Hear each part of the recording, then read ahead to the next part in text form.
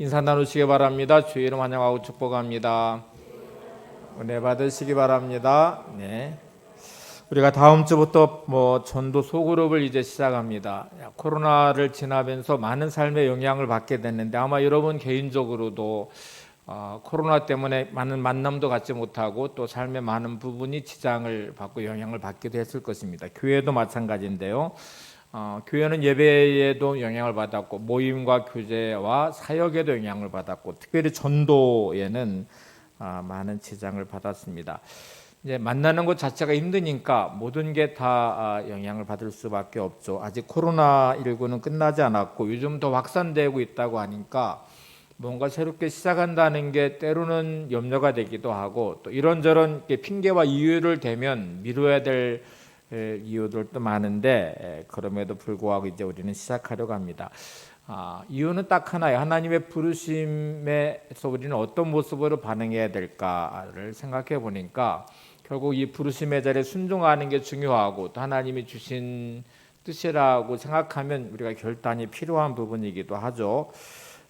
전도 소그룹의 목적은 이제 만남이 있고 또 말씀의 교제가 있고 서로 중보하며 기도하는 자리이기도 하고 무엇보다 영혼의 구원을 위한 전도의 소그룹이기도 합니다. 그래서 제가 설교를 준비하면서 이 찬양 하나님의 부르시면 찬양을 만나게 됐고 제목 자체도 오늘 설교 제목도 하나님의 부르심이에요. 그래서 가사를 계속 음미해 봤어요. 그리고 곡조로 찬양을 올려드리면서 이게 저의 마음을 뜨겁게 했고 또 이 가사를 따라서 우리가 이 부르심의 자리에 정말 헌신과 결단이 필요하겠구나 생각을 했습니다. 가사를 한번 좀 같이 고백해 볼까요? 하나님의 부르심에는 후회하심이 없네. 내가 이 자리에 선 것도 주의 부르심이라. 하나님의 부르심에는 결코 실수가 없네. 나를 부르신 하나님의 신실하심을 믿네. 작은 나를 부르신 뜻을 나는 알 수 없지만 오직 감사와 순종으로 주의 길을 가리라. 때론 내가 연약해져도 주님 날 도우시니 주의 놀라운 계획 그 계획을 나는 믿으며 살리. 날 부르신 뜻 내 생각보다 크고 날 향하신 계획 나의 지혜로 측량 못하나. 나의 가장 좋은 길로 가장 완전한 길로 오늘도 날 이끄심 믿네. 신실하신 주를 찬양해. 가사를 다시 좀 음미해 보면 저나 여러분께 살아가면서 실수도 많고 후회도 많아요. 그거는 내 인생을 내가 온전히 살지 못하는 내 자신이죠. 근데 하나님의 부르심에는 후회도 없으시고 실수하심도 없습니다. 다시 적용해 보면 저나 여러분이 하나님의 부름을 받은 자녀됨의 자리에 있고 또 부르심의 자리에 있다는 것은 하나님의 완벽한 계획 안에 있다는 것이고 또 하나님의 계획 안에 있다는 것은 하나님은 절대로 실수하지 않으신다는 사실입니다. 그러면 다시 한번 이 관점으로 여러분의 인생을 들여다보셔야 돼요. 하나님이 나의 인생을 향한 하나님의 계획과 부르심의 목적은 뭘까? 하나님은 나를 어떤 인생을 살기를 원하시면서 오늘도 내 인생을 인도해 가실까 하고 생각해 보면 그 부르심에 응답하지 못한 나는 때로 실수하기도 하고 때로 후회하기도 하지만 부르심에 응답하는 나는 하나님의 온전하신 인도하심 따라 실수하지 않으시는 하나님 또 후회하지 않으시는 하나님의 인도함 따라 가장 완전한 또 가장 가슴 뛰는 인생을 살게 될 것입니다. 그래서 오늘 이거를 보고 결단하는 게 중요해요. 그래서 하나님 후회하지도 않아서 실수하지도 않으신 하나님이 나를 부르셨으면 내 인생은 어떻게 그 부르심에 응답하며 살아야 될까요? 또 하나님이 우리 가정을 허락하셨다면 그 부르심 앞에서 우리 가정이 어떤 모습으로 말씀 앞에 세워져 가야 이 세상의 모델이 될 수 있는 대안이 되는 가정으로서의 아름다움이 회복될 수 있을까요? 하나님이 나눔의 기회를 통해 나를 부르셨다면 내가 어떤 부르심에 응답을 해서 사명을 감당해 하나님이 영광 받으시는 교회 또 내 인생 그런 사역의 자리가 될까? 이 세상의 대안이 되는 교회의 모습이 될까요? 라고 생각해 보시면 자, 이 부르심 앞에서 우리가 해야 될 게 있습니다. 그거는 실수하지 않으신 하나님과 함께 그 하나님의 신실하심을 믿고 오늘도 결단하며 그 부르심에 이제 순종하는 것이죠. 그래서 오늘 찬양 가사에도 그 부르심을 내가 믿으면서 나는 알 수 없지만 내가 감사와 순종으로 주의 길을 갈 것이다 하는 이제 고백을 하고 있습니다. 그러니까 나는 내 인생의 계획을 나는 알 수도 없고 부르심의 자를 어떻게 내가 해야 될지 잘 모르겠지만 내가 날마다 내 삶의 자리에서 응답하는 것은 감사와 순종함으로 응답하는 거예요. 그것이 또 여러분의 인생이 있어야 되고 가정이어야 되고 또 이 교회 사역해야 되겠죠. 그래서 가장 좋은 길로 가장 완전한 길로 인도하시는 그 하나님, 내가 측량도 할 수 없고 알 수도 없지만 그 하나님을 내가 믿으면서 오늘도 이 길을 갈 것이고 그 신실하신 하나님을 찬양합니다 하는 이제 고백의 찬양, 오늘 이 찬양 부르신 찬양입니다. 이 가사를 다시 한번 음미해 보시면서 여러분을 향한 하나님의 부르심, 여러분의 가정을 향한 하나님의 부르심, 또 나눔의 교회를 통한 하나님의 부르심의 자리에 응답하면서 멋지게 사명자로서의 삶을 잘 살아가시기를 바랍니다. 잘 사는 인생과 못 사는 인생, 성공하는 사람과 실패한 사람의 그 갈림길, 분기점에는 도대체 뭐가 있을까를 생각해 보시면 많은 걸 찾을 수 있을 거예요.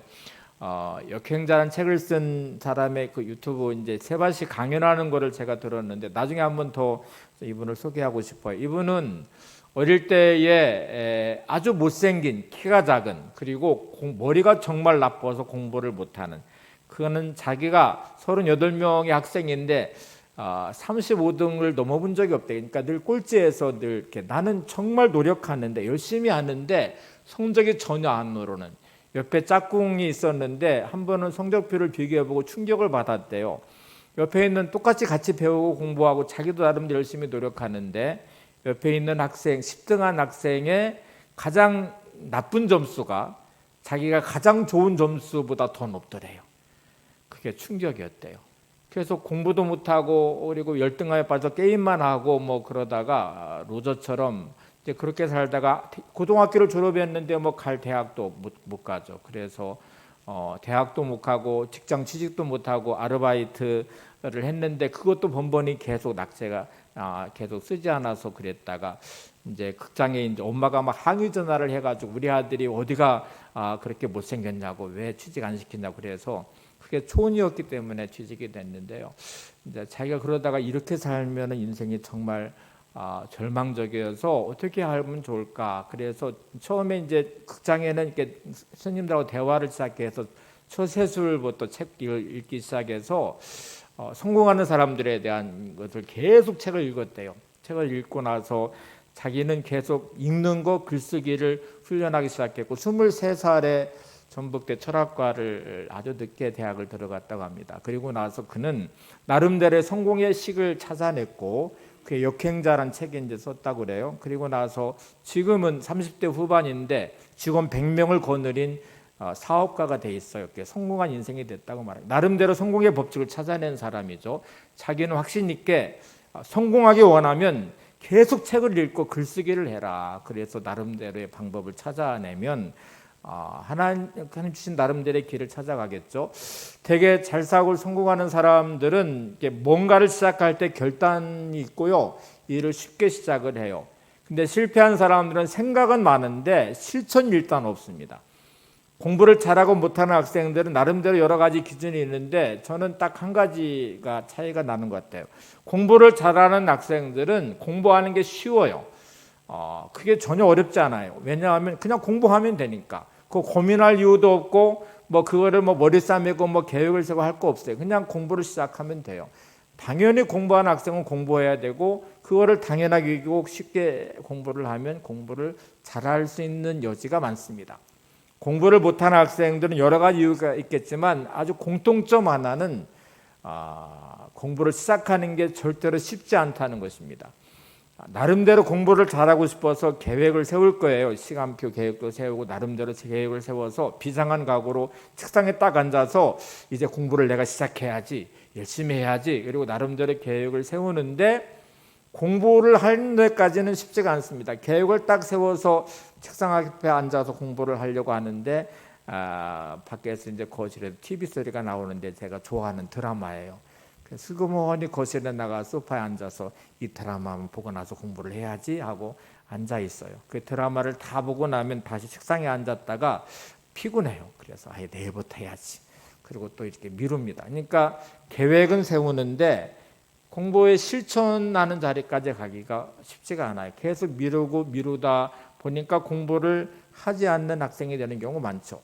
여러분 방학이 되면 뭐 다 경험해 보셨을 건데 저도 방학이 시작되면 나름대로 거대한 계획을 세웁니다. 아주 종이 한 장 놓고요. 계획표를 세워요. 근데 그 계획은 완벽합니다. 뭐 하여튼 공부하고 뭐 또 이렇게 놀고 또 뭐 숙제하고 놀고 뭐 이렇게 계획을 세우는데 그대로 해본 경험이 거의 없어요. 계획은 잘 세우는데 실천이 약한 부분이죠. 여러분 내가 살아가면서 신앙생활하고 수많은 결단도 해보고 은혜도 받고 그러는데 이게 말씀대로 실천하는 삶이 대개는 얼만큼 있을까를 생각해 보시면 이게 쉽지가 않다는 걸 알 수 있어요. 말씀을 들으면서 그 말씀 안에 주신 은혜가 있기도 하고요. 또 말씀대로 살면 된다는 것도 머리로는 알아요. 근데 내 감정이, 내 삶의 방식이, 습관이 계속 발목을 잡듯이 내 삶에는 말씀의 자리로 가지 못하는 걸림돌이 참 많아요. 왜 그럴까 보면 이유도 많겠지만 영적으로 보면 사단은 끝없이 여러분에게 순종하지 못하는 발목을 잡습니다. 시작을 못하게 만들어요. 뭐 5만 가지 이유가 다 있겠죠. 여러 가지 내 삶의 형편이 있겠죠. 내 감정이 있겠죠. 근데 왜 사단은 끝없이 우리의 삶에 순종을 못하게 할까? 시작을 못하게 할까? 실천을 못하게 할까? 이유는 딱 하나예요. 여러분의 삶에 열매 맺는 걸 싫어하니까. 순종하면 받을 하나님의 복이 있으니까 거기서부터 멀어지게 하기 위해서 끝없이 여러분의 삶을 발목 잡고 주저앉게 하고 순종하지 못할 수많은 이유들과 수많은 환경과 수많은 감정들을 여러분 안에서 계속 시험하는 자리에 놓을 것입니다. 사단은 쉬운 일을 어렵게 만드는 것이고 신앙은 어려운 일을 쉽게 만들 것입니다. 그러니까 우리가 이 갈림길에서 어떤 자리에 서 있는지를 잘 생각해 보세요. 왜 나는 순종이 잘 안 될까? 마귀의 장난이죠. 여러분 쉽게 시작하면 뭐든지 쉽게 할 수 있습니다. 오늘 본문에 보면 예수님이 제자들을 부르시는 장면이 나오는데 부르심의 장면이 절대로 쉽지가 않아요. 인생을 바꿔야 되거든요. 삶의 식을 바꿔야 되거든요. 자기의 인생에 살아왔던 삶의 방식을 바꿔내야 되고 자기가 해왔던 일을 다 내려놓고 다른 인생의 길을 가야 됩니다. 거기다 하나님의 훈련의 자리까지 가는 것이니까 그게 절대로 쉬운 자리가 아니에요. 그런데 제자들은 너무나 쉽게 예수님의 부르심에 순종해요. 부르심의 자리에 결단하고 순종하는 제자들을 보면서 오늘 제가 두 가지를 말씀드릴 텐데 부르심의 자리에 순종이 쉽게 하는 자리로 되려면 쉬운 인생이 되려면 어떻게 하면 좋을까? 첫 번째는 믿음이 필요해요. 믿음 없이는 하나님의 부르심 앞에 절대로 순종이 될 수 없습니다. 믿음은 복잡한 인생을 아주 단순하게 만듭니다. 여러분 믿음이 없이는 내 인생이 너무너무 복잡해요. 그리고 더더군다나 말씀으로 살아낸다는 것은 머리 터지는 일이에요. 그게 절대로 쉽지가 않아요. 근데 믿음이 딱 들어가기 시작하면 진짜 복잡한 것들도 아주 단순해지고 쉬워져요. 그리고 순종한다는 게 절대로 어렵지가 않습니다. 아이들을 생각해 보시면 어른이 될수록 생각이 많아지죠. 어른이 될수록 복잡해지죠. 능력은 더 많아지는데 할 수 있는 힘은 더 있는데 왜 어른이 될수록 더 복잡해질까? 아이들은 아주 단순합니다. 인생이 복잡하지 않아서가 아니에요. 삶은 훨씬 더 복잡합니다. 아이들은 절대로 혼자 못 살아요. 부모의 도움이 절대적으로 필요하고 자기 할 수 있는 것도 별로 없어요. 능력도 없고 무지하고 무능하며 연약합니다. 성품적으로도 다듬어지지 않은 미숙함이 있어요. 근데 아이들은 아주 단순합니다. 이유는 딱 하나요. 엄마 아빠가 있으니까. 엄마 아빠를 믿으니까 신뢰하니까 복잡한 인생이 아주 단순해져 있어요. 그래서 그냥 그들은 복잡하지 않고 단순하게 살아요. 근데 예수를 믿으면서도 우리 인생은 하나님을 믿으면 아주 단순해지는데 믿는다고 하면서도 인생은 복잡해요.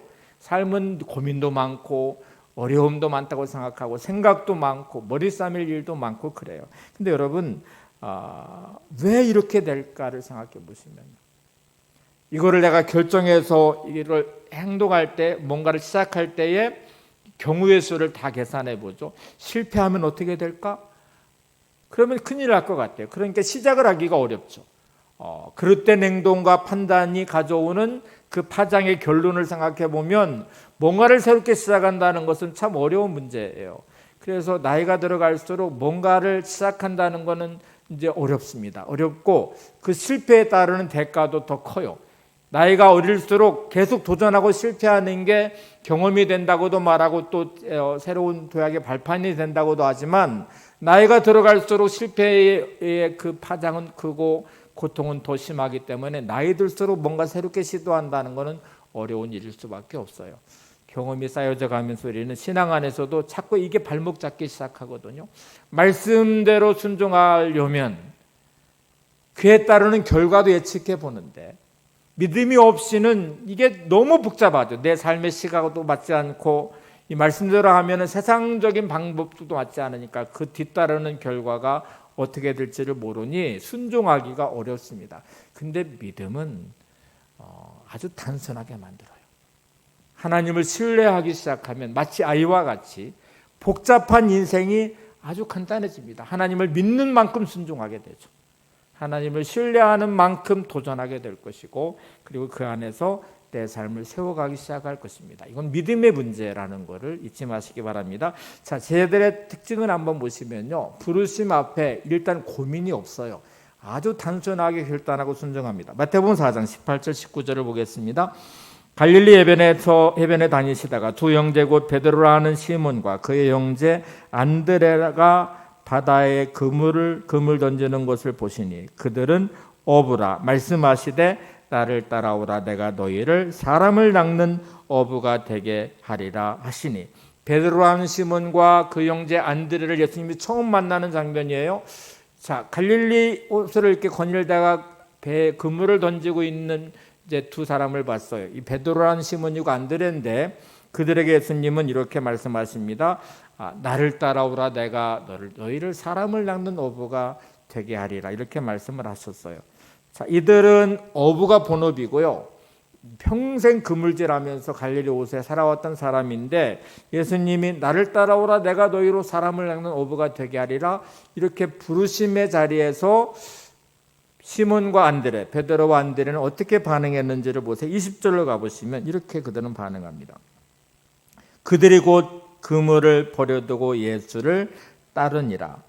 성경은 예수님의 부르심에 예수님의 초청에 너무 쉽게 결단하고 있는 두 사람을 보여주고 있습니다. 고민이 없어요. 그들이 곧이라는 말은 머뭇거리지 않았다는 말이에요. 고민하지 않았다는 말이에요. 세상에 자신들의 직업을 바꾸고 있는데 인생의 방향을 바꾸고 있는데 그들이 해왔던 일을 내려놓고 이제 예수님을 따라서 이 사명의 자리에 사람을 낚는 어부의 길로 가는 이 길에 그들은 머뭇거림이 없습니다. 그래서 그들이 곧이라는 말에 삶의 방향을 바꾸는 자리에 그물을 버리고 예수를 따랐다라고 말합니다. 여러분 부르심의 자리에서 머뭇거리지 않는 이 시몬과 안드레, 베드로와 안드레를 생각해 보세요. 우리는 수없이 부르심의 자리에 놓여 있어요. 하나님의 말씀 앞에서 우리의 삶의 자리에서 가정에서 여러분의 일터에서 교회에서 하나님의 부르심 앞에 우리는 어떤 생각으로 반응하고 있는지를 보시면 이런 반응이 가능하죠. 만약에 시몬과 안드레, 베드로와 안드레가 주님 잠깐만요. 이거는 좀 심각한 문제인데요. 내가 직업을 바꿔야 되고 인생의 방향을 바꿔야 되는데 이거는 좀 생각해 봐야 될 것 같아요. 좀 시간을 주시면 좋겠어요. 이거 혼자 결정할 문제가 아닌 것 같아요. 집에 가서 한번 가족들이 의논을 해보고 그 다음에 좀 결정해서 내가 알려드릴게요. 이렇게 말하는 것도 지극히 당연한 듯이 보입니다. 근데 너무나 쉽게 제자들은 망설임이 없어요. 다른 제자들은 어떨 것 같아요? 이어지는 말씀을 보실래요? 마태복음 4장 21절 22절 거기서 더 가시다가 다른 두 형제 곧 세베대의 아들 야고보와 그의 형제 요한이 그의 아버지 세베대와 함께 그물을 깁는 것을 보시고 부르시니 그들이 곧 배와 아버지를 버려두고 예수를 따르니라. 조금 더 가다 보니까 두 사람을 또 만나요. 야고보와 그의 형제 요한이 아버지와 함께 배에서 그물을 깁는 것, 그물을 수선하는 것이죠. 그거를 보면서 예수님이 부르니까 여기도 그들이 곧 배와 아버지를 버려두고 예수를 따랐다 이렇게 말씀을 합니다. 여기도 머뭇거림이 없죠. 마태복음 9장으로 가면 세리 마태를 부르시는 장면이 나오는데 여기도 똑같습니다. 마태복음 9장 9절을 가보실까요? 예수께서 그곳을 떠나 지나가시다가 마태라 하는 사람이 세관에 앉아있는 것을 보시고 이르시되 나를 따르라 하시니 일어나 따르니라. 제가 처음 시작할 때에 성공한 사람과 실패한 사람, 공부를 잘하는 학생과 못하는 학생의 기준을 말했어요. 제자됨의 자리, 콜링 부르심의 자리에 내가 순종하며 그 사명의 자리에 서는 사람과 서지 못하는 사람이 기준을 잘 보세요. 부르심 앞에 머뭇거리지 않는 사람, 결단하고 순종하는 사람, 믿음의 사람은 복잡하지 않아요. 근데 여러분 생각이 많아지고 계산하기 시작하고 말씀 앞에서 자꾸 머뭇거리고 있는 나의 문제는 진짜 뭐가 문제일까? 그거는 믿음의 문제예요. 다른 이유를 아무리 갖다 대도요, 믿음이 있고 없고의 문제입니다. 믿음은 인생을 아주 단순하게 만들고 하나님을 믿기 때문에, 신뢰하기 때문에 계산하는 것을 내려놔요. 마치 아이가 엄마 아빠를 향하는 마음과 같이 복잡하지만 복잡하지 않고, 근데 자기가 내 인생을 책임져야 된다 생각하는 순간에부터 우리는 머리 고민이 많아지고 생각이 많아지고 뭔가 시작하기를 머뭇거리기 시작하고, 이게 믿는다고 하면서도 계속 내 방식을 내려놓지 않아요. 내 생각과 내 계획과 내 계산을 내려놓지 않으니 하나님의 부르심에 수없는 삶의 자리에는 머뭇거리기 시작하고 계산하기 시작하고 순종하지 못할 수많은 이유들을 우리는 찾아내기 시작합니다. 다음 주부터 시작하는 전도 소그룹을 대하는 우리의 생각에도 많은 생각이 있을 거예요. 어떤 분들은 하나마나 소용없을 것 같아요. 다시는 내가 상처받고 싶지 않아. 만나고 싶지 않아. 나는 시간도 없어. 하고 싶지 않아. 수많은 핑계를 대면서 나는 머뭇거릴 수도 있고요. 시작한다고 하니까 내가 순종해야지 하고 그냥 아무 계산하지 않고 그냥 말씀하심 앞에서, 부르심 앞에서, 하나님의 계획 앞에서 순종하고자 하는 결단을 할 수도 있습니다. 하나님이 아브라함을 부르실 때 아브라함의 특징을 잘 보실래요? 아브라함은 머뭇거리지 않죠. 고향과 친척과 아버지의 집을 따라 하나님이 지시하는 땅으로 떠났습니다. 그 과정에 수많은 일들도 있고 아브라함의 머뭇거림과 계산함도 들어가서 문제도 있었죠. 근데 아브라함의 가장 마지막 테스트의 자리를 보시면 가장 힘든 시험이었습니다. 자식 이삭을 모리아 산에서 번제로 드리라는 하나님의 말씀이었어요. 근데 여러분, 아브라함은 지난 시간들의 경험을 통해서 하나님을 계속 배워왔고 하나님을 경험했기 때문에 가장 힘든 시험이었어요. 자식 이삭은 자신의 목숨보다 더 소중했어요. 100세에 얻은 아들이었고요. 그 아들을 하나님의 번제로 드리라는 말씀 앞에는 생각이 많을 수밖에 없죠. 하나님이 주신 아들을 또 번제로 바치라고 하니까 그러면 이게 도대체 뭐야? 하나님 말씀과 어긋나잖아 하고 말하지만 히브리서에는 그 아브라함을 이렇게 표현했거든요. 죽은 자를 살리시는 하나님을 믿었다. 그렇게 말해요. 그리고 아브라함의 행동을 보시면요, 성경은 새벽 일찍에라고 되어 있습니다. 자신이 활동할 수 있는 가장 첫 시간을 머뭇거림 없이 이삭을 데리고 모리아산으로 떠나는 아브라함을 우리에게 보여주고 있어요. 밤새도록 무슨 생각을 했는지 우리는 모르지만 아브라함은 결단합니다. 그 순종의 자리에 머뭇거리지 않아요. 그리고 이삭과 함께 떠나서 모리아산의 번제를 드리는 아브라함의 행동을 봅니다. 하나님은 그 아브라함의 믿음을 받으셨고 내가 이제 너희가 나를 사랑하는 줄 알았다 이렇게 인정하시면서 아브라함을 믿음의 조상의 자리에 세우시거든요. 여러분, 아브라함이 이삭의 생명이 소중하지 않아서가 아니었습니다. 아브라함이 무슨 계획이 있어서도 아니었습니다. 딱 한 가지 이유는 하나님을 믿었기 때문에, 하나님을 신뢰하기 때문에 자신의 생각과 계산을 내려놓고 순종하면서 그의 인생의 삶을 결단하고 시작했어요. 여러분, 믿음은 순종하는 자리로 가게 해요. 믿음은 내 인생의 식을 다 내려놓고 단순하게 만듭니다. 복잡하지 않아요. 여러분의 인생이 복잡하시다면 믿음의 문제가 생긴 거예요. 내 삶의 자리에서 인생이 복잡해, 문제가 많아, 너무 힘들고 어려워, 어떻게 해야 될지 모르겠어, 이렇게 여러분이 고민하고 있다면 다른 데서 원인을 찾지 마세요. 여러분의 믿음의 문제예요. 하나님을 신뢰하지 않는 자리이기 때문에, 내 믿음에 뭔가 문제가 생겨서 더 이상 하나님을 신뢰하지 않는 내게 문제가 생긴 거죠. 복잡해진 내 인생의 식을 내가 해결하려고 하는 내 요만함에서부터 생긴 문제죠.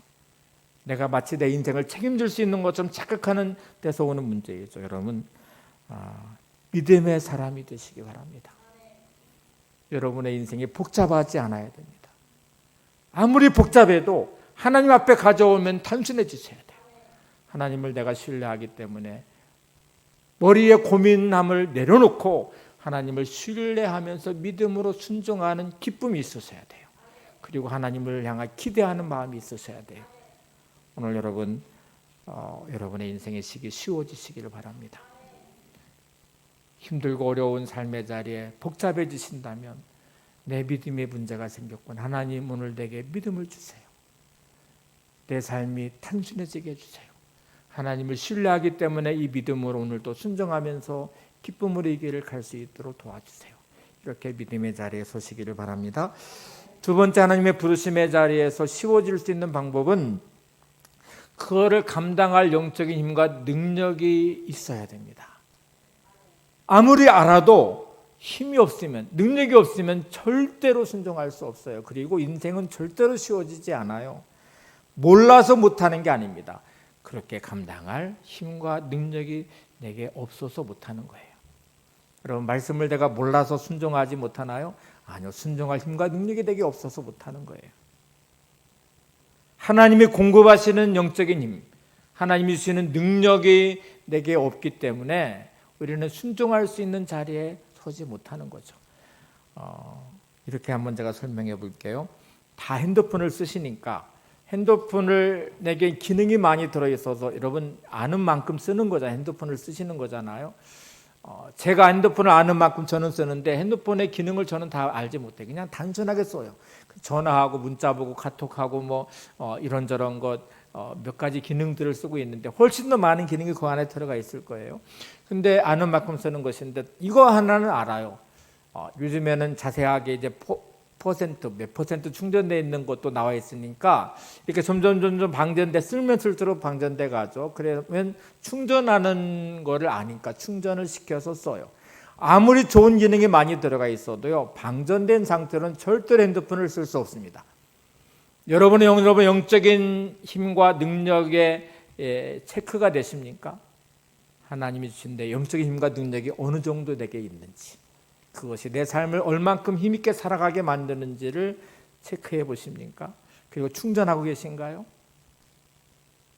방전되어 있기 때문에 하나님이 내게 주신 영적인 힘과 능력이 없어서 삶에서 처참하게 무너지고 있는다. 매일매일 불평하면서 살고 있는다. 염려와 두려움에 묶여 있는다. 현실 앞에 무능하게 믿음의 사람의 힘과 능력이 없이 그냥 세상에 반응하고 환경에 반응하고 사람에 반응하고 있는다. 그런 내가 영적인 방전돼 버려 있는데 그런 힘과 능력이 없는데 이 상태로 그냥 살아요. 핸드폰이 방전돼서 기능을 발휘하지 못하는데 그냥 핸드폰 탓만 하면서 그냥 살아요. 충전시키면 되는데 충전을 안 시키면서 그래요. 근데 여러분 두 가지를 생각해 보셔야 됩니다. 내 영적인 힘과 능력이 방전시키는 건 도대체 뭘까? 영적인 힘과 능력을 충전시키는 방법은 뭘까? 두 가지를 한번 생각해 보실까요? 여러분의 영적인 힘과 능력을 방전시키는 것은 부정적인 여러분의 생각입니다. 시기하고 질투하고 미워하고 분노하고 낙심하고 절망하는 여러분의 감정이 여러분의 영적인 힘과 능력을 방전시킬 것입니다. 내가 예수 믿은 지 얼마나 기쁘니 뭐든지 아무 상관없어요. 지금 여러분의 생각이 부정적이라면, 여러분의 안에 미움과 분노가 있다면, 절망적이고 염려와 두려움이 있다면, 시기와 질투하는 마음이 있다면 여러분의 영적인 힘이 계속 방전되어서 어느 순간부터 믿음으로 절대로 반응하지 못하도록 내 인간적인 감정만 솟구쳐서 삶은 그렇게 무너지는 정말 믿으면서도 비참한, 믿으면서도 초라한 인생으로 전락하게 될 것입니다. 영적인 힘이 방전되면 여러분 하나님이 주시는 열매를 절대로 거둘 수 없습니다. 영적인 힘이 방전되면 인생의 방향은 계속 틀어져서 하나님의 뜻과는 아무 상관없는 마귀가 원하는 방식의 파멸의 길로 가게 될 것이고 인생은 점점 비참하게 될 것입니다. 여러분의 인생은 파멸될 것이고 파괴될 것이고 관계는 더 악화될 것이고 삶의 자리는 더 비참한 자리로 끌려갈 수밖에 없는 삶이에요. 거기에는 절대로 하나님이 주시는 답은 없기 때문에 그래요. 근데 영적인 이미 방전된 상태에 나를 합리화시키면서 계속 그렇게 살아가요. 이게 되게 진짜 문제인데 문제인지도 모르고요. 남 탓만 하고 있어요. 사울 왕을 보실래요? 하나님이 사울을 왕으로 세우셨을 때에는 그에게는 어마어마한 능력과 가능성의 인생이 열려졌습니다. 베냐민 지파의 그냥 한 집안의 아들이었을 때는 그가 할 수 있는 일이 별로 없죠. 개인의 힘과 능력으로밖에. 근데 하나님이 왕으로 세우셨을 때는요, 왕으로서의 힘이 그에게 주어졌고 능력이 주어졌고 평범한 사람이 1000명, 10,000명이 할 수 있는 일을 혼자서 할 수 있는 가능성을 하나님이 열어주셨어요. 하나님이 나를 자녀 삼아주시고 만왕의 왕 되신 하나님이 내게 함께 하시는 그 자리는 하나님 우리에게 무한한 가능성과 인생의 길을 열어놓으신 거예요. 그 안에 내가 할 수 있는 것들이 얼마나 많이 있을까요? 근데 사울왕은 그 마음의 시기와 질투와 분노심이 들어가면서 무너졌습니다. 그가 왕으로 할 수 있는 그 많은 가능성과 그 능력을 그냥 처참하게 자기 인생이 깨지고 무너졌어요. 언제 이 분기점이 된 줄 아세요? 전쟁에 갔다가 돌아올 때에 예루살렘에 있는 유인들이 노래를 시작했어요. 이렇게 노래했습니다. 사울은 천천히요 다윗은 만만히로다. 사울의 인생, 사울왕 인생은 천천의 인생이라면 다윗은 만만의 인생이다. 이렇게 노래를 했어요. 그 소리를 들은 사울왕이 갑자기 분노심이 솟구쳤어요. 다윗이 차지할 것은 이제 왕위밖에 없겠구나. 사람들이 볼 때에는 나보다 다윗을 더 위대하게 보고 있구나 하고 생각하는 순간에 시기심과 분노가 치밀어 올랐고요. 그 순간부터 자기의 사위인 다윗, 전쟁에서 끝없이 자신의 목숨을 버리면서까지 희생하면서 나라를 위해서 사울왕을 위해서 그렇게 최선을 다했던 다윗의 인생을 시기와 분노심에 묶이는 순간부터 그를 경쟁자로 여겼고요. 그를 죽이려고 했어요. 그때부터 자기의 삶의 온 에너지를 다윗을 죽이는 데 쓰기 시작합니다. 그는 미쳐버렸어요. 그 많은 능력을 가지고 그는 평생 동안 다윗을 죽이려고 그 뒷공문에 쫓아다니다가 수많은 군대를 동원했다가 그의 마지막 죽음을 보세요. 블레셋에게 처참하게 죽임을 당하죠.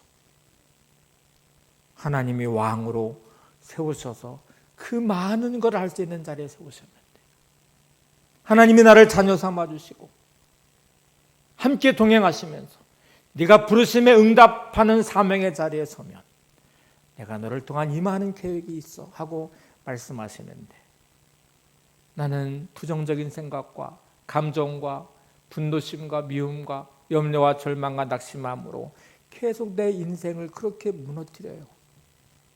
그리고 그렇게 초라하게 인생을 살다가 살아가는 경우가 얼마나 많습니까?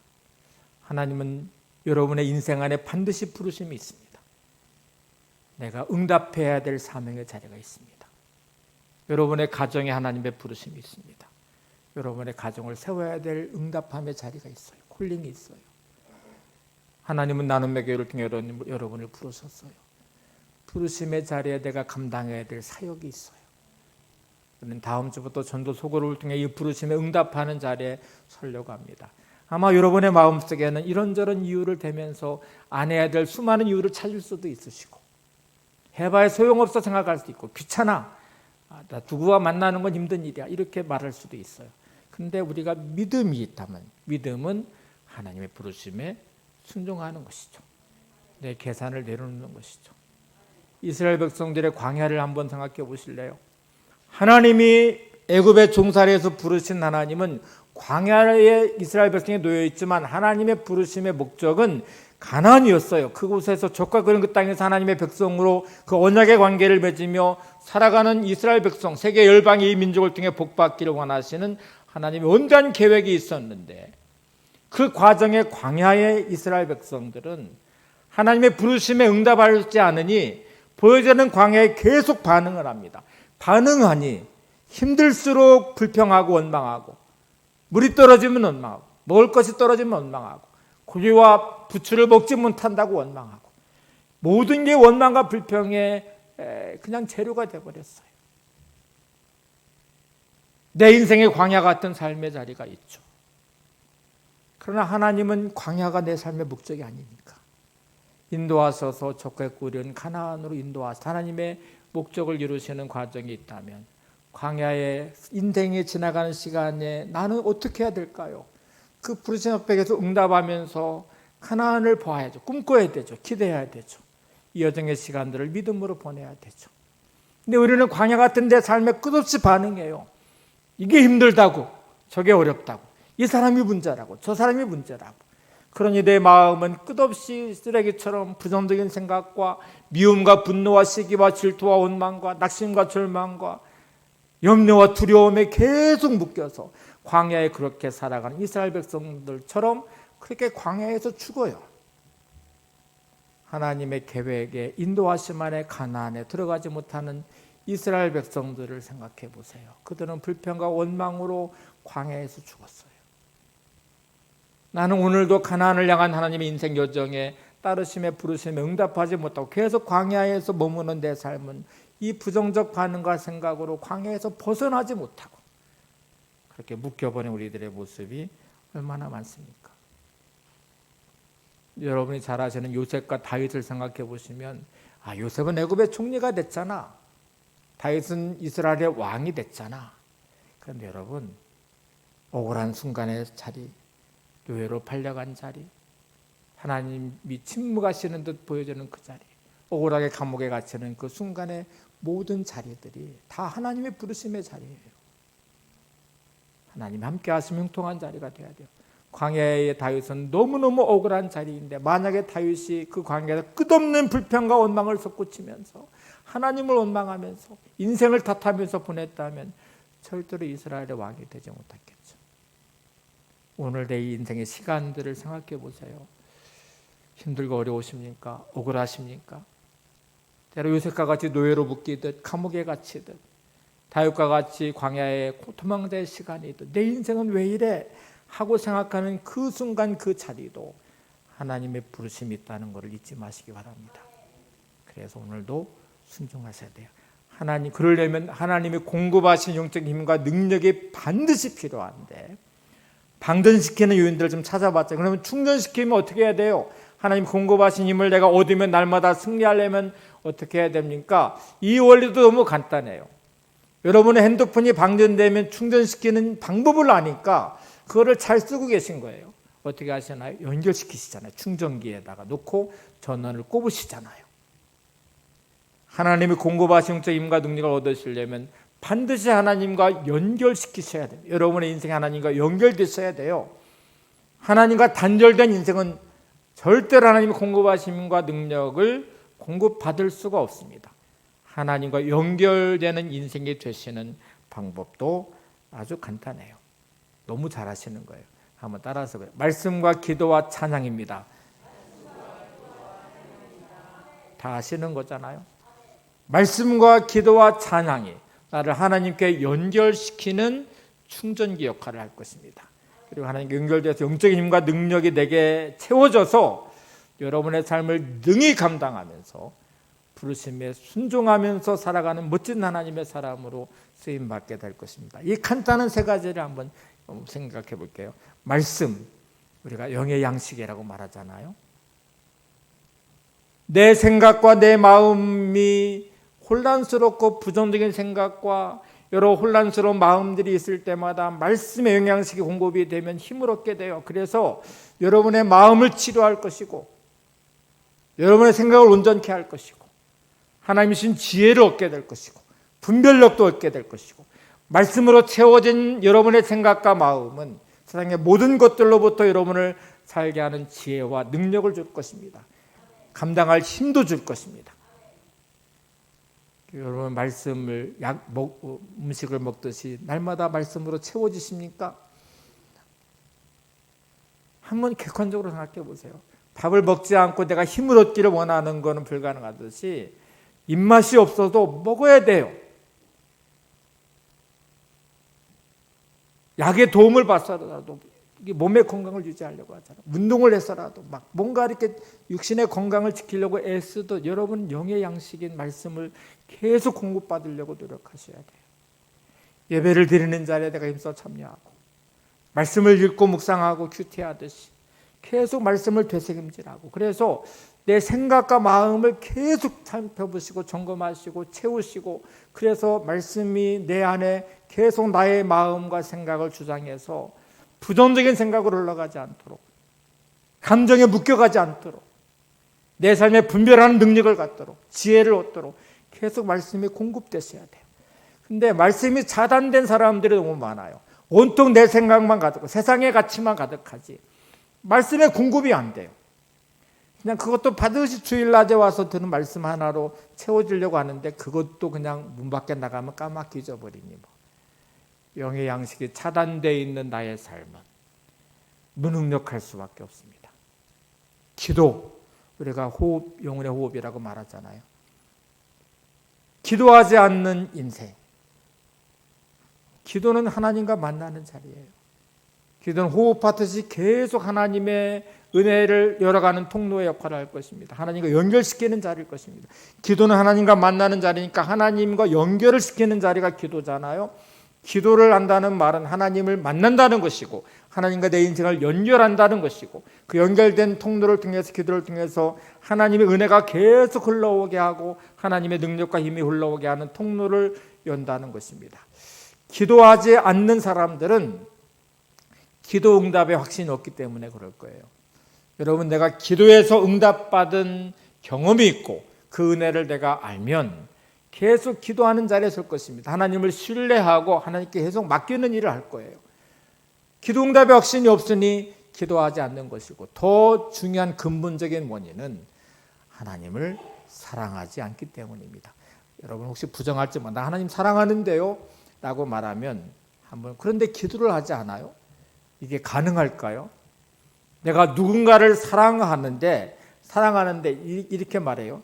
내가 그 사람을 사랑하는데 만나기는 싫어. 만나고 싶지 않아. 내가 바빠서 못 만나겠어. 이게 성립이 되십니까? 사랑하면 보고 싶어요. 사랑하면 만나고 싶어요. 제 경험을 말씀드리면 사랑하니까요, 바쁘다고 못 만나지 않아요. 어쨌든 무조건 시간을 만들어요. 제가 대학원 다닐 때 집사람 만났는데요, 과제가 아무리 많아도요 막 시간을 내요. 잠을 줄여서라도 과제를 해놓고라도 만나요. 그거는 조정을 계속해서 만나는 자리에 갑니다. 내가 하나님을 사랑하면 하나님을 만나는, 기도하는 자리에 갈 수밖에 없어요. 그게 너무 좋고 행복할 수밖에 없어요. 기도의 경험을 하고 그 은혜를 누리고 하나님을 내가 정말 사랑하고 그 사랑을 내가 누리는 사람이라면 기도하는 시간이 행복해야 되죠. 여러분 하루에 얼만큼의 기도의 시간을 갖습니까? 꼭 시간을 내서 기도하는 것도 중요하지만요, 하나님과 대화를 계속 하셔야 돼요. 그냥 일상의 시간들을 보내면서 하나님을 향하여 묻고 듣고 하나님을 생각하면서 미소 짓고 그 은혜를 누리면서 복잡한 인생의 많은 문제들 하나님께 맡기면서 쉼을 누리고 은혜의 힘을 얻어서 오늘의 삶을 내가 살아가는 힘과 능력을 거기서 얻어야 되죠. 여러분, 제가 어릴 때 이제 전기 안 들어올 때 등불을 경험해 본 적이 있는데, 등불의 원리는 아주 간단해요. 기름이 들어가 있어야 되고요, 심지가 거기에 꽂혀 있어야 돼요. 그런데 여러분, 기름이 떨어진 심지는 연기만 내고 결국 꺼져버려요. 심지를 다 태워버려요. 근데 기름이 들어가면요, 심지에 불이 붙고요, 타지 않아요. 내 인생에 연기가 많은 인생, 타버린 인생은 기름이 없기 때문에 그래요. 기도는 하나님의 기름을 계속 공급해 줍니다. 성령의 능력을 공급해 주고 하나님의 역사와 은혜를 공급해 줘서 내 인생이 타지 않게 만들어요. 불붙는 인생이 되게 해요. 은혜의 삶을 살아가는 힘을 얻게 합니다. 여러분, 찬양도 하나님의 영적인 힘을 공급하는 아주 중요한 통로입니다. 바울과 실라가 찬양의 능력을 경험했잖아요. 성경 한 구절을 볼까요? 사도행전 16장 25절 26절입니다. 한밤중에 바울과 실라가 기도하고 하나님을 찬송하며 죄수들이 듣더라. 이에 갑자기 큰 지진이 나서 옥토가 움직이고 문이 곧 다 열리며 모든 사람의 매인 것이 다 벗어진지라. 빌립보 지역에 간 사도 바울은 하나님의 부르심으로 갔어요. 거기는 계획이 없었던 곳이었거든요. 아시아 지역을 향한 사도 바울의 계획, 2차 전도여행을 떠나면서 계획했는데 하나님이 갑자기 마게도냐 사람의 환상을 통해서 부르셔서 거기에 첫 번째 도착한 마게도냐 첫 성이 빌립보였어요. 순종했거든요. 빌립보에 가서 귀신 들린 여자가 하도 귀찮게 해서 그를 고쳐줬는데 그게 화근이 돼서 붙잡혔고 수많은 매를 맞았고 감옥에 갇혔고 착고에 차였고 정말 비참하게 그는 몰려서 감옥에 갇혔어요. 진짜 억울한 자리예요. 내가 무슨 내 개인의 부귀영화를 위해서 한 것도 아니고 하나님의 부르심에 순종해가지고 그것도 귀신 들린 여자를 고쳐준 게 뭐가 문제가 돼서 내가 이렇게 감옥에 갇히고 착고에 차고 수많은 매를 맞고 그랬을까? 우리 인생의 자리는 이렇게 억울함의 자리가 있어요. 힘든 자리가 있어요. 마음에 막 일어나는 분노가 있어요. 어느 순간에는 너무 답답해요. 어떻게 내 인생이 이럴 수 있을까? 거기에 어떻게 하셔야 될 것 같아요? 사도 바울을 보시면 거기서 기도하고 하나님을 찬송했대요. 자, 여러분 가장 힘든 그 자리, 가장 억울한 그 자리, 가장 고통스러운 그 자리가 한숨 씻고 분노하고 억울함을 토로하면서 열변을 토하는 자리가 되지 마시고 기도하는 자리가 되시기 바랍니다. 여러분의 입을 열어 하나님을 찬송하는 자리가 되시기 바랍니다. 찬송은 어떤 변화를 일으키는 줄 아세요? 찬송과 기도는 시선을 일단 바꾸어요. 내 시선을 바라보는 사람의 시선을 하나님을 향하여, 환경을 바라보는 내 시선을 하나님을 향하여 시선이 바뀌어지고요. 바뀌어지는 자리는 생각의 흐름을 차단시킵니다. 이게 아주 중요해요. 하나님을 향하여 기도하면, 하나님을 찬송하는 순간부터 부정적인 나의 생각의 흐름을 차단해서 하나님을 바라보게 하고 하나님의 은혜를 고백하며 찬송하기 시작합니다. 찬송하기 시작하면 환경을 이기는 힘을 얻게 됩니다. 그리고 더 놀라운 사실은 묶인 모든 결박을 풀어내는 하나님의 은혜와 능력을 경험하게 됩니다. 지금 사도 바울이 경험한 똑같은 시기였어요. 억울하게 갇힌 그 감옥 안에서 입을 열어 하나님을 향해 기도하고 찬송하니까 죄수들이 그거를 들었대요. 옥문이 열렸대요. 착고가 풀려졌대요. 빌립보 지역에 복음을 여는 통로에 교회가 세워지게 돼요. 여러분, 가장 힘들고 어려운 순간에 입을 열어 하나님을 찬송하시기 바랍니다. 여러분의 부정적인 생각이 차단될 것입니다. 환경을 이기는 힘과 능력을 얻게 될 것입니다. 여러분의 묶여있는 모든 결박은 풀어지게 될 것입니다. 예수님이 제자들을 부르실 때에 이제 마지막인데요. 그냥 너희들 나하고 잘 먹고 잘 살자 이렇게 부르신 게 아니에요. 목적이 있게 부르셨어요. 콜링의 자리였어요. 그 부르심에 응답하는 것은 사명의 자리입니다. 이제 여러분, 주님이 나를 부르신 사명에 내가 가슴이 뛰고 있는지, 내가 목숨 걸 만한 사명을 붙잡고 오늘도 내 삶을 살아가고 있는지, 이 질문을 꼭 해보셔야 돼요. 다시 본문을 보실까요? 마태복음 4장 19절입니다. 말씀하시되 나를 따라오라 내가 너희를 사람을 낚는 어부가 되게 하리라 하시니. 주님이 부르심의 자리 이렇게 말씀하여 나를 따라오라 내가 너희를 사람을 낚는 어부가 되게 하리라. 나를 따라오면 너희들 잘 먹고 잘 살 거야 이렇게 부르신 게 아니고요. 그 부르심의 자리에 사명을 감당하는 자리로 부르셨어요.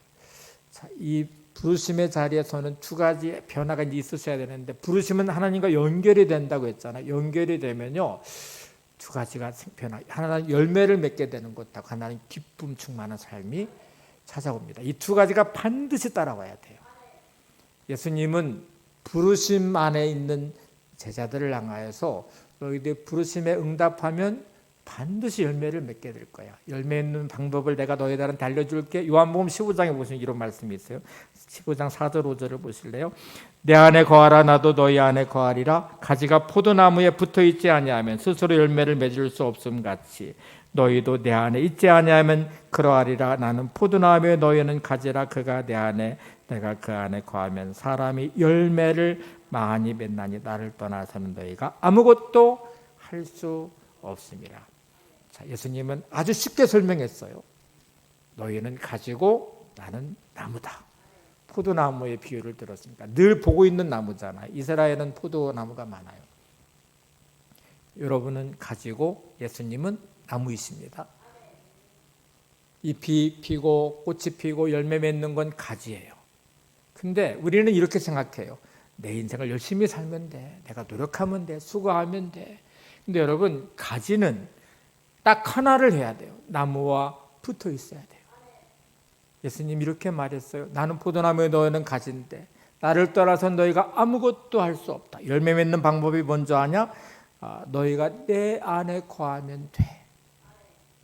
예수님 2번이나 계속 강조하고 있거든요. 여러분, 내가 가지면 나는 한 가지만 하면 돼요. 예수님께 붙어 있으면 돼요. 연결되어 있으면 돼요. 방법이 뭐라고 그랬어요? 말씀과 기도와 찬양이라고 했어요. 이 3가지를 통해 계속 예수님께 붙어 있어야 돼요. 붙어 있어야 나는 열매를 맺을 수 있습니다. 붙어 있지 않으면 예수님이 말씀하신 것, 너희는 스스로 열매를 맺을 수 없다 하고 말씀하시고, 제일 마지막에는 나를 떠나서는 너희가 아무것도 할 수 없다. 아주 단언을 하셨는데 우리는 아주 오만하게 마치 내 힘과 능력으로 할 수 있다고 착각을 하기 시작해요. 다시 어린아이를 생각해 보실래요? 어린아이는 가장 문화가 무지하고 연약하거든요. 근데 아이가 만약에 어느 순간에 나 할 수 있어.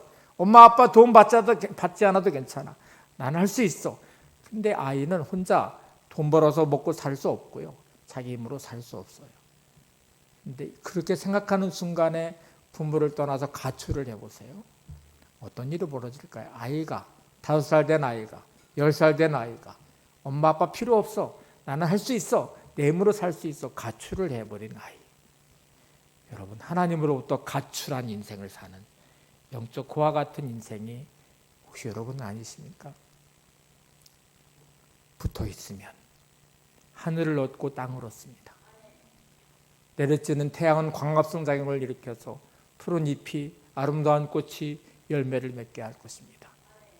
떨어진 나무는 하늘을 잃어버립니다. 내려지는 태양은 그 가지를 말라버리게 할 것입니다. 절대로 열매 맺지 못하게 할 거예요. 떨어진 가지는 땅도 잃어버려요. 땅에 있는 수분과 영양분을 흡수하지 못하고 결국 그 수분은 가지를 썩게 만들 것입니다. 연결된 가지는 나무를 통해서 땅에 있는 수분과 영양분을 흡수해서 푸른 잎으로 아름다운 꽃으로 풍성한 열매로 거두게 될 것입니다. 예수님 열매 맺는 비결을 알려주심과 함께 또 다른 약속을 하나 하셨어요. 사랑하면, 내 안에 거하면 하나님께서 계명을 지키는 사람이 될 것이고 반드시 큰 기쁨을 얻게 될 것이다. 다시 본문을 보실까요? 요한복음 15장 9절 11절. 아버지께서 나를 사랑하신 것 같이 나도 너희를 사랑하였으니 나의 사랑 안에 거하라. 내가 아버지의 계명을 지켜 그의 사랑 안에 거하는 것 같이 너희도 내 계명을 지키면 내 사랑 안에 거하리라. 내가 이것을 너희에게 이름은 내 기쁨이 너희 안에 있어 너희 기쁨을 충만하게 하려 함이라. 주님 안에 거한다는 것, 주님을 사랑한다는 것입니다. 예수님이 이렇게 말씀하셨어요. 내 사랑 안에 거하는 것이 뭔지 아냐? 내가 너희를 사랑한 것처럼 너희도 나를 사랑한 것이다. 아버지가 나를 사랑한 것 같이 내가 아버지의 사랑 안에 거하니 아버지의 계명을 지키게 되더라. 너희도 나의 사랑 안에 거하면 내 계명을 지키는 사람이 될 것이고 내 계명을 지키면 내 기쁨이 너희 안에 충만하게 될 것이다. 아주 단순하죠? 사랑하면 예수님의 말씀을 지키는 사람이 말씀의 사람이 될 것이고 말씀의 사람이 되면 하늘의 기쁨이 충만한 사람이 될 것입니다. 여러분의 인생이 하나님의 부르심 앞에 세워져 있기를 바랍니다.